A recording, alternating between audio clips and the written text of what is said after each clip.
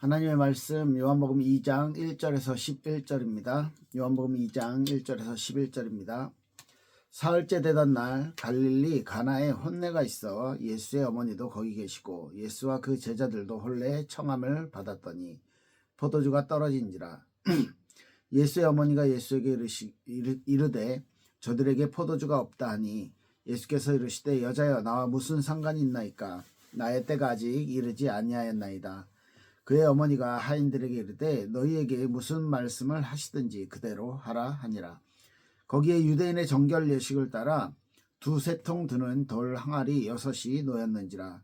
예수께서 그들에게 이르시되 항아리에 물을 채우라 하신즉 아기까지 채우니 이제는 떠서 연회장에 갖다 주라 하시매 갖다 주었더니 연회장은 물로 된 포도주를 맛보고 어디서 났는지 알지 못하되 물 떠온 하인들은 알더라. 연회장이 신랑을 불러 말하되 사람마다 먼저 좋은 포도주를 내고 취한 후에 낮은 것을 내거늘 그대는 지금까지 좋은 포도주를 두었도다 하니라. 예수께서 이 첫 표적을 갈릴리 가나에서 행하여 그의 영광을 나타내심에 제자들이 그를 믿으니라. 아멘. 네, 너무나도 유명한 기적이죠. 예수님의 처음 일으키신 기적입니다. 요한복음에서 소개하고 있는 이 갈릴리의 가나에 있는 혼인잔치에서 예수님이 기적을 베푸셨어요. 우리 지금 예수님을 닮아가는 삶, 예수님을 닮는 삶의 이 과정들을 이제 요한복음을 통해서 보고 있는데 이제 오늘 6번째입니다. 벌써 앞에 1장 전체를 5번에 나눠서 보았는데요. 1장의 내용들을 조금 한 번 더 정리해 보면 예수님은 참 하나님이시고 요한이 말하는 예수님입니다. 사도 요한은 예수님의 어떤 신성에 대해서 굉장히 중요하게 다뤘고요. 물론 다른 마태복음부터 누가복음까지의 새 복음서에서도 예수님의 어떤 기적이라든지 이런 부분을 많이 다뤘지만 주로 요한복음은 이렇게 참 하나님 되신 예수님에 대한 메시지를 많이 전하고 있어요. 그래서 마태, 마가, 누가복음 이 세 가지를 공관복음이라고 같은 관점을 가진 복음이다라고 이야기하고요. 그리고 요한복음은 따로 구별해서 봅니다. 지금 처음부터 태초에 말씀이 계시니라 이렇게 요한복음을 시작하면서요.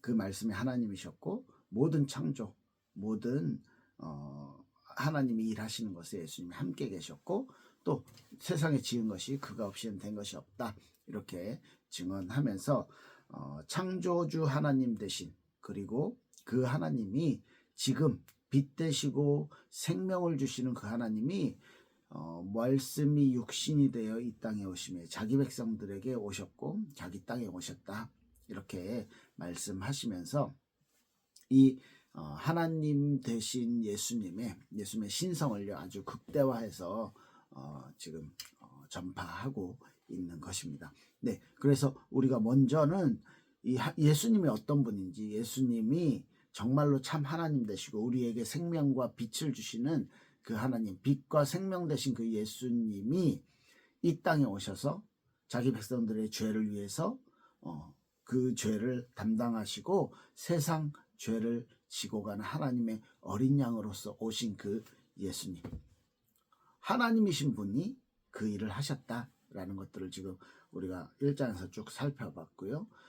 그 예수님을 만난 제자들, 안드레, 지난주에 살펴봤죠. 안드레라든지 누구예요? 베드로, 빌립, 나다나엘 이런 사람들이 예수님을 만나고 그를 메시아라고 고백을 했고 그 메시아를 전하는 자로 와서 봐라 라는 증인으로 섰었다. 이렇게까지 말씀을 전했습니다. 예수님을 닮는 삶은요, 예수님이 하나님 되심을 정확히 아는 사람, 그리고 그분이 세상 죄를 지고 가는 하나님의 어린 양이심을 아는 사람, 그리고 그 예수님을 만났다라면 그 예수님의 증인이 되는, 메시아의 증인이 되는 사람이 예수님을 닮아가는 삶을 사는 사람이라고 말씀을 전했습니다. 오늘은요, 혼인잔치에서 물과 포도주를 물로 포도주를 만드는 기적을 일으키셨어요. 그럼 예수님을 닮는 사람, 우리도 물을 포도주로 바꿔야 되느냐? 뭐 그런 얘기가 아니겠죠. 우리는 그걸 할 수 없잖아요. 그죠? 혼인잔치에 대한 의미를 아셔야 됩니다. 혼인잔치에 대해서 아주 일생에 있어서 가장 큰 잔치라고도 볼 수 있죠. 그때 문제가 생긴 거예요. 네. 우리 인생 전체가 정말로 하나님의 은혜 속에서 하나님의 사랑 속에서 살아가야 되는 우리 인생 전체에 문제가 생기는 겁니다. 그 문제를 창조주 되신 예수님이 생명과 참 빛을 가진 그 예수님이 우리의 문제를 해결해 줄 수 있는 능력이 있는 그분이 지금 우리 곁에 와 있다는 거죠. 그래서 그 혼인잔치에서 진짜 예수님을 정말 주인처럼 받아들이고 의심이 되겠죠. 물을 떠다가 하인들이여 연회장에 갖다 줄 때, 그죠? 두렵고 막 자기들이 갖다 주면 욕먹을 게, 물을 갖다 줬을 때 포도주를 줘야 되는데 물을 주었을 때 욕먹고 혼나고 이런 걸 예상할 수 있잖아요. 그럼에도 불구하고 입을 다물고 순종해서 가져다 줬을 때 진짜로 물이 포도주로 변하는데 어느 정도냐면 앞에 있던 포도주는 안 좋은 거고 지금 훨씬 좋은 걸 내오지 않았냐 이렇게 반응할 정도로 근본적인 부분에 예수님을 주인처럼 모셨을 때 예수님의 하신 말씀이 말씀을 그대로 순종했을 때 하인들은 그 기적을 분명히 맛봤던 거죠. 그리고 이 기적을 봤을 때 제자들이 예수님을 그를 믿으니라 이렇게 표현을 오늘 성경은 하고 있습니다. 네, 혼인잔치는요, 여러분들 생각해 보세요. 마태복음에 보면 혼인잔치 이야기 나올 때 천국에 대한 비유를 들어서 혼인잔치를 설명을 합니다. 그리고 그 신랑이 예수님이죠. 그 예수님이 언제 오실지 모르는데 뭐 기름 5명은 기름을 미리 준비했고 5명은 준비 못했고 이러면서 이제 5명만 이제 들어가고 뭐 이렇게 천국에 준비된 사람, 지혜 있는 사람, 믿음 있는 사람이 들어간다. 뭐 이런 그 예화 기억나실 겁니다. 이렇듯이요 천국 잔치라고도 표현을 할 수 있고 이사야서에 보면 이 하나님의 어떤 잔치, 이 천국에 대한 어떤 뭐 풍성함, 그리고 어떤 하나님의 어떤 뭐라고 해야 될까요? 그 큰 은혜 이런 걸 표현할 때 포도주, 연회 이런 이제 표현들을 많이 하고 있습니다. 아주 오래된 좋은 포도주, 뭐 새로운 포도주, 뭐 이런 이제 표현들이 많이 있는데요. 그렇듯이 하나님의 어떤 소속이 되어지는 하나님의 백성이 되어지는 그래서 이 천국 잔치가 일어나는 그것과 같은 혼인 잔치에서 인생의 답을 얻은 거죠. 문제가 생겼을 때 그 혼인 잔치가 완전 분위기가 이상해질. 그래서 호스트들이 굉장히 이제 손님들한테 뭐 음식도 제대로 준비 안 하고 막 이렇게 욕을 먹을 수 있는 상황에서 인생의 답을 예수님께서 허락해 주신 것이죠. 기쁨이 사라질 그 혼인잔치에서 기쁨을 다시 찾아주신 거죠. 그런데 재밌는 건 마리아가 이야기했을 때 예수님이 뭐 나랑 무슨 상관이 있습니까? 나의 때가 아직 오지 않았습니다. 이렇게 말씀하시죠. 나의 때.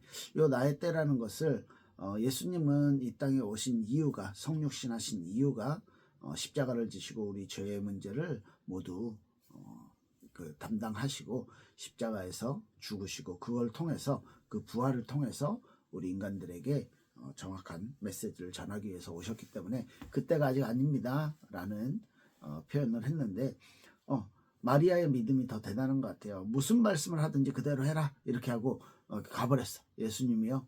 아셨겠지 예수님은요. 이 상황에 대해서.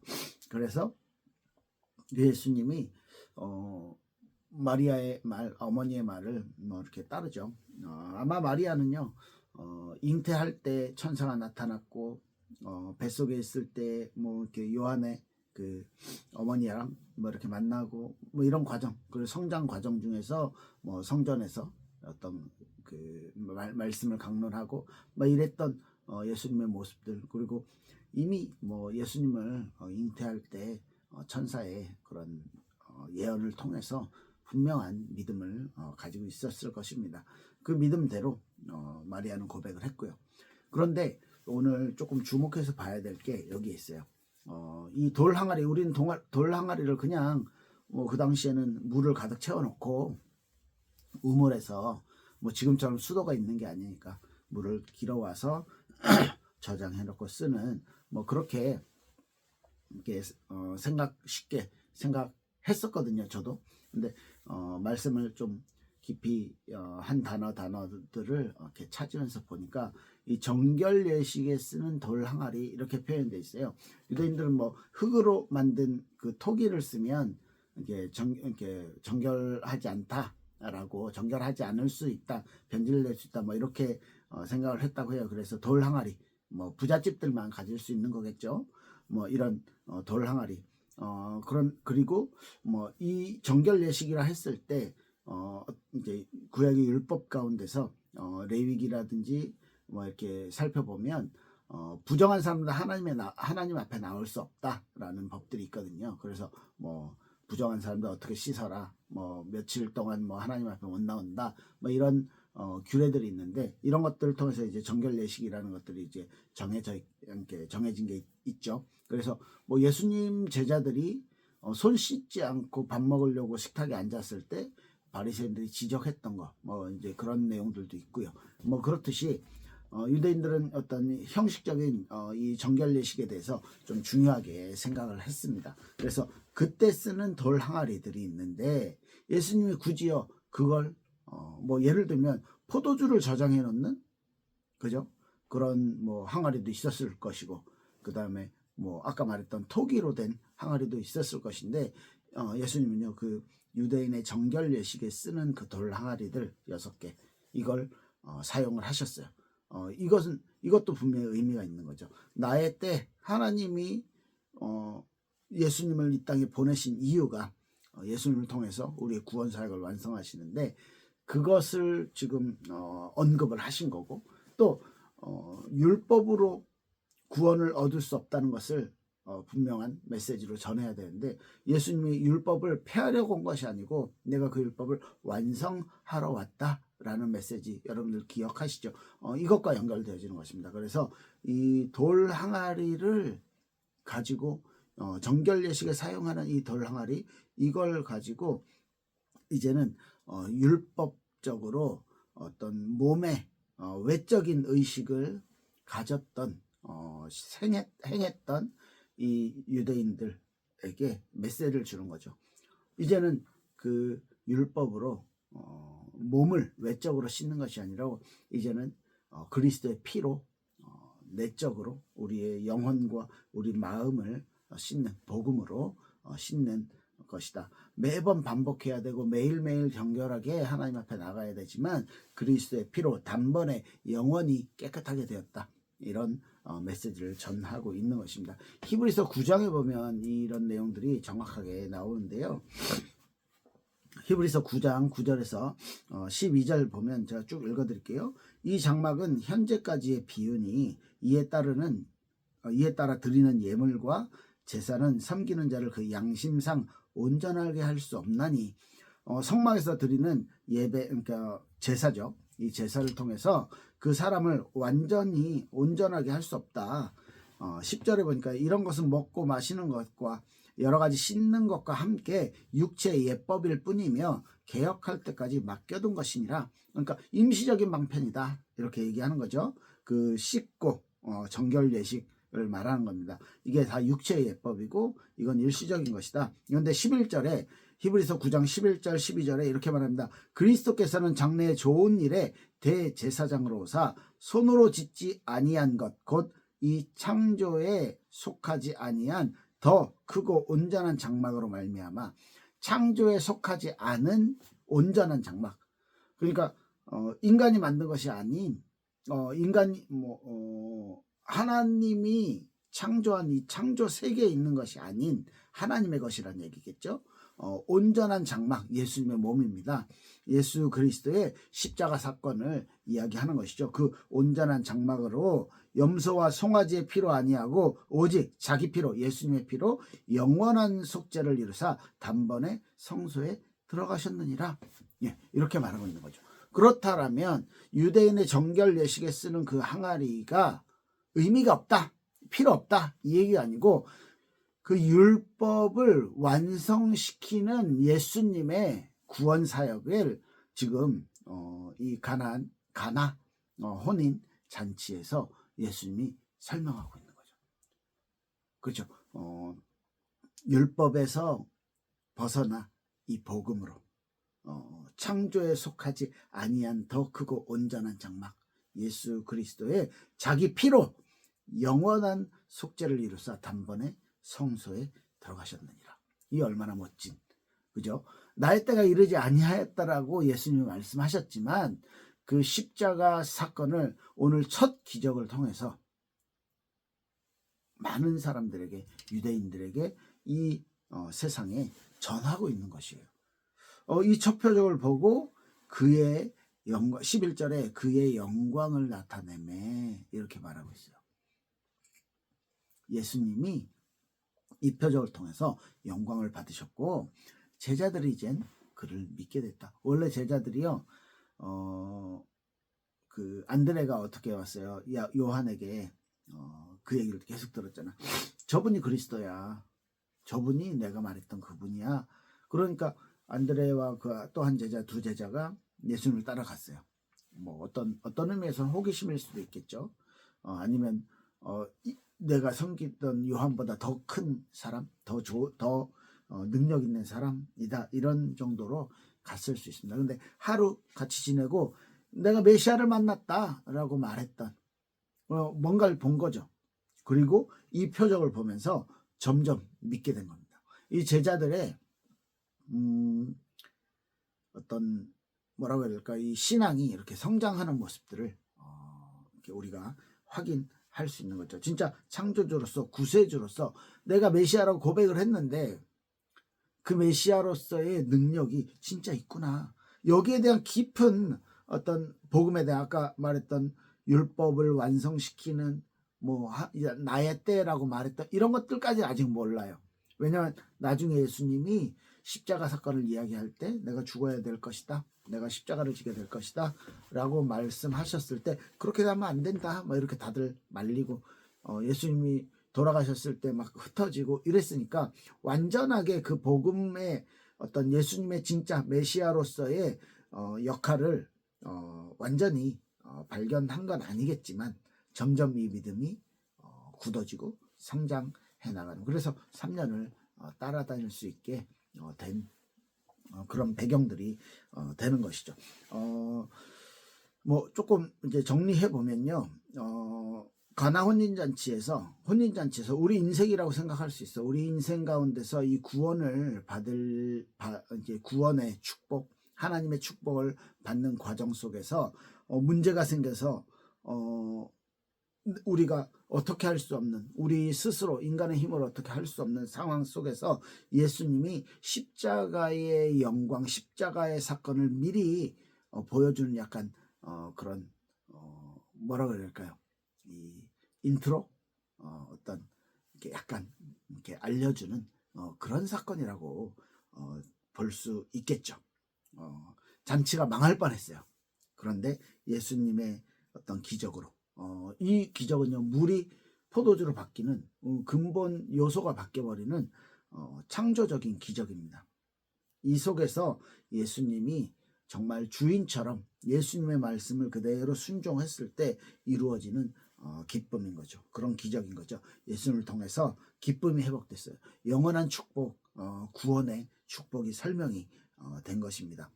물론 제자들도 그렇게 이렇게 믿음이 굳어지고 성장하는 계기가 되어졌죠. 예. 이 가나 혼인잔치의 기적에서 몇 가지 정리를 해보면 예수님이요, 물을 포도주로 바꾸는 창조적인 기적을 일으키셨어요. 창조주로서의 예수님을 증명하신 것이죠. 죄송합니다. 제가 카운쇼 때문에 계속 코가 나왔어요. 조금만요.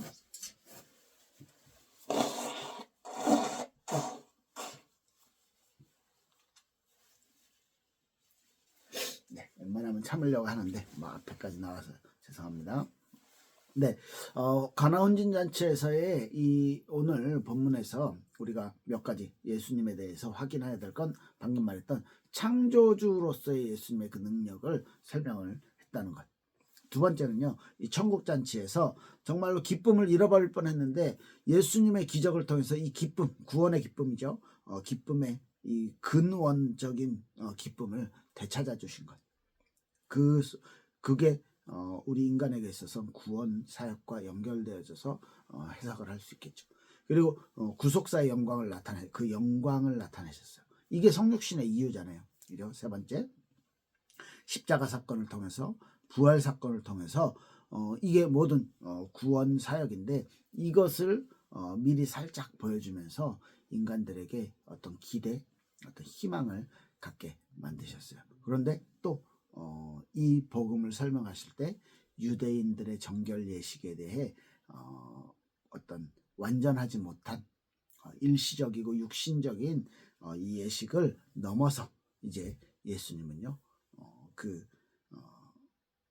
구원의 은혜, 어떤 단번에 영원한 정결하게 만드는 그리스도의 피의 능력을 전파하고 선포했다라는 것입니다. 네, 그리고 네 번째는 이 표적을 통해서 제자들의 신앙이 성장했다라는 것, 이런 내용들을 좀 기억하시기를 바라고요. 그래서 예수님을 닮는 삶에 대해서 지금까지 계속 이야기하고 있는데 예수님을 닮는 삶 어떤 것이 있을까요? 오늘은 크게 두 가지를 이야기해 보고 싶습니다. 뭐 내용들은 그렇게 정리를 했고요. 두 가지. 하나는 예수님을 나의 주인으로 모시는 삶입니다. 그 하인들이 몰라 도중에 다 기록이 안 돼서 모르겠어요. 주인한테 물어보고 했을 수도 있겠죠. 그대로 해라 이렇게 그렇게 이야기했을 수도 있겠죠. 그런데 어쨌든 예수님의 말씀을 자기들은 얼마나 불안했겠어요. 그럼에도 불구하고 순종을 했고 물을 자기들이 채웠던 물을 그대로 떠서 연회장에 갖다 줬을 때 그 자기들이 가져다 준 그 물을 마시고 좋은 포도주 어디서 났냐 이렇게 막 이렇게 연회장이 점점 더 이렇게 뭐라 그래야 될까요? 더 분위기가 좋아졌죠. 이런 것들을 볼 때 봤던 그 하인들의 마음들 이 뭐라고 해야 될까요? 자기들의 순종을 통해서 이 잔치가 주인의 잔치가 엄청난 기쁨으로 넘쳐나게 되었다는 것입니다. 저 여러분들이 예수님의 말씀, 하나님의 말씀에 대한 순종, 예수님을 우리의 주인으로 삼았을 때 오는 그 은혜, 그 넘치는 은혜와 기쁨 이런 것들을 같이 생각해 볼 수 있겠죠. 그의 첫 번째 예수님을 닮는 삶 중에 주인으로 예수를 모시는 삶. 두 번째는요. 제자들처럼 예수님의 어떤 능력, 우리가 말씀을 통해서 아니면 예수님의 말씀을 순종하는 것을 통해서 우리의 믿음이 이렇게 성장해 나가는 제자들의 믿음이 점차 믿어지고 확신이 되어졌던 이 모습들을 통해서 우리가 성장하는 삶, 이 두 가지를 오늘은 이야기해보고 싶습니다. 예수님을 닮는 삶, 네, 예수님을 주인으로 모시고 그 예수님의 말씀을 체험하는 것을 통해서 우리의 믿음이 성장해 나가는 것을 우리 같이 맛보고 하나님께 영광 돌리는 그런 하나님의 자녀, 멋진 하나님의 백성들 되시길 예수 이름으로 축복합니다. 기도하겠습니다.